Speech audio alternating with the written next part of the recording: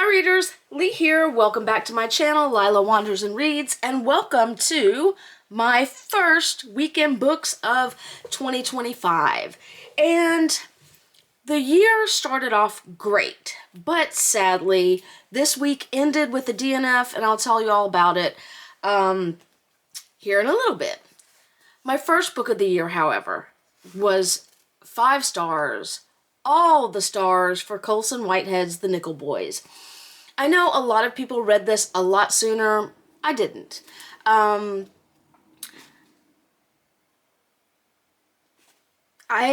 trying to figure out my words that I want to use on this without spoiling anything. As you know, well, you might not know, the Nickel Academy, where Elwood and Turner are sent, is based on a real school called the Dozier School for Boys, which I meant to bring more information to the table about this time, but I did not. I actually talked about it, I believe, more when I talked about the reformatory, if I did a video on that. I don't know. It would have been last year. I thought in the very prologue, I found it a little bit choppy, and it could have been just me adjusting to his writing style.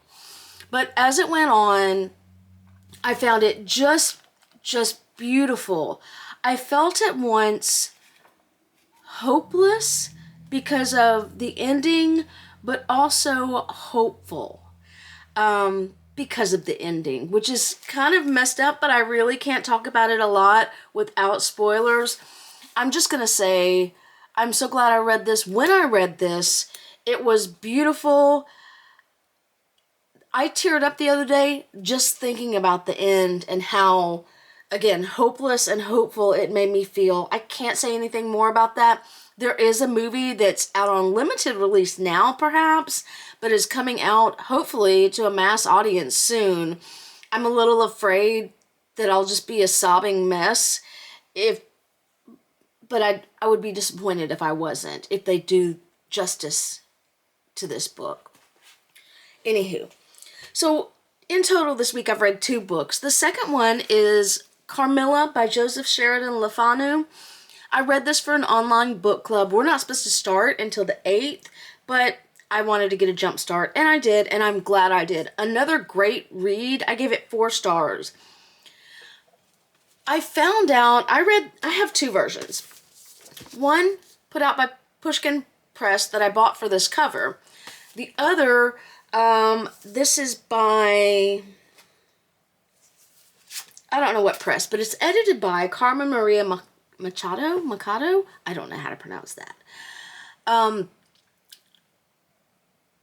Carmen does this thing, like she does a framing narrative in her editing of it, which I realized was a lie, except it's really not a lie. It's like a tool to take back the queer narrative within. When I caught on to that really early because she mentions a book, and so I went to look for that book, and then all of a sudden I realized it's not a thing. So it's a fiction of sorts. And I was a little annoyed at first, but at the end, it didn't bother me. There is some slight editing for clarification, but not a lot. I was surprised at, this was written in the early, this written serialized from 1871 to 1872, and it was very easy to read. I've read like other books from that time frame that were very difficult to read. I know she did some changing to make it more English, American English, but overall, really easy read, very clear.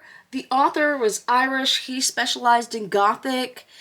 I did see someone in the comments say, or Goodreads reviews, say that it wasn't really good queer representation. I don't think it's supposed to be in its original form.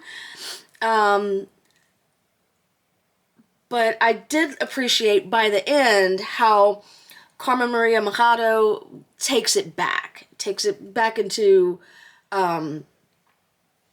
queer history, maybe? I don't know. I'm not that smart. Anywho, so Carmilla, and this will be a short week in books because I really just finished 2. I did DNF, and I've decided this year that I'm going to hold myself accountable on my DNFs and try to think about why, so that I'm not lazy DNFing. And the DNF is for my in-person book club, which meets later this month, and that was Legendborn by Tracy Deonn. I made it 207 pages, and at that time, I found it was just too much work for me. There were some things that I really liked. I loved Deonn's portrayal of grief, because the book begins with the death of Bree's mother. I love Bree talking about before Bree and after Bree. And I really appreciated, I could relate to after Bree. I've also lost my mother. There were some exchanges that I really, really liked, and I appreciated. I'm trying to find a part.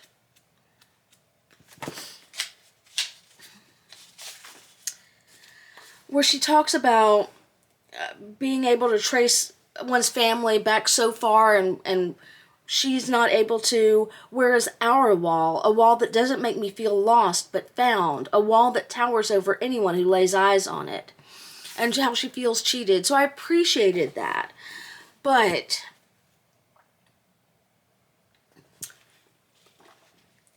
I stopped marking them. She does a thing that young writers, I found, do.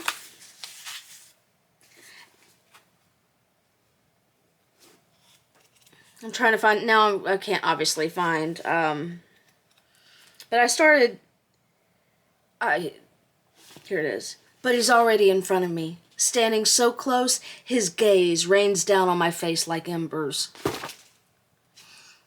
That's that overly flowery, metaphorically, whatever.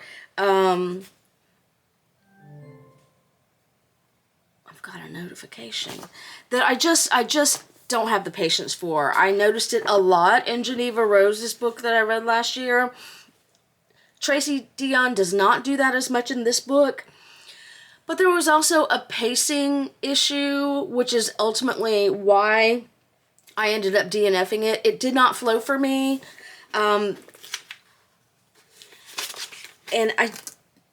I'm not going to be able to find this. She also does a shit ton of info dumping. And in the midst of all that info dumping, I didn't know what the fuck was going on with this world she was trying to build. I feel like all that info dumping, she should have written that out for her world building just for her, and then you not dropped it all onto the page at once or twice throughout this. It was bad. And despite all that, I still didn't know what the hell the world was. A small example is in the middle of this fight scene, the 2 male characters say a word, and she stops the scene to tell you how it's pronounced. No one thinks like that. Put a glossary or something, or, a list of pronunciation at the front or the back. Don't interrupt a scene to tell me how something was pronounced. You wouldn't think that in your head when you were watching this scene in real life. So, ultimately, not a fit for me, which is a shame because I did want to read it for book club. I did give it the old college try. I appreciated that it was written or set in North Carolina, but it just fell flat for me, and I couldn't get invested enough to continue. Anywho, so there's that. I am on my nonfiction side. No plans to finish this first week. I plan to read this the whole month. I am reading The Unwomanly Face of War by Svetlana Alexievich. And here's something. So this is an oral history of Soviet women in World War II, and necessarily it's broken down. This person speaks, that person speaks, another person speaks, and yet this is also a translated work, and it flows so much more smoothly than Legendborn did, even broken up from character. I say character to character, woman to woman. This is fantastic. I so appreciate that she made this an oral history and published it as such and let the women speak for themselves. I can visualize when I'm reading this, her sitting across from a woman, older now, obviously, or now when this was published, and that woman talking about it. So just like when you talk with your grandparents or with a person, they may not always go in a straight line. They jump around, but you still know what's going on, as opposed to... So, I'm really enjoying this. I've got no more words to say about this. On the audio side, I'm listening to Bolivar, American Liberator by Marie Arana. I am very slow in that because I only listen to audio books. I'm very slow in that. I'm not very far in this because I only listen to audiobooks primarily in the car. Occasionally at the very end I'll turn it on while I'm doing chores around the house, but not there yet. I'm on chapter, I say that's where I was. I just came back from the store, so I am now on chapter 3. Bolivar's wife has just passed away. Still not that far. This chapter is about an hour long, so it'll take me the whole month to read this. And again, even though I sometimes zone out while driving, I still know what the hell is going on in Bolivar's world. So, that is it. This is probably a really short weekend books because it was really half a week. Wednesday, Thursday, Friday, Saturday.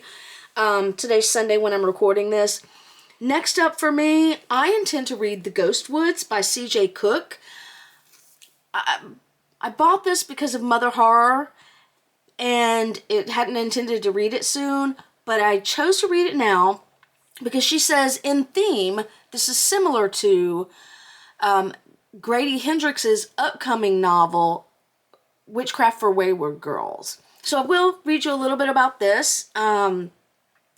Legion Hall is shrouded in folklore, old stories of ghosts, of witches, of a child who is not quite a child.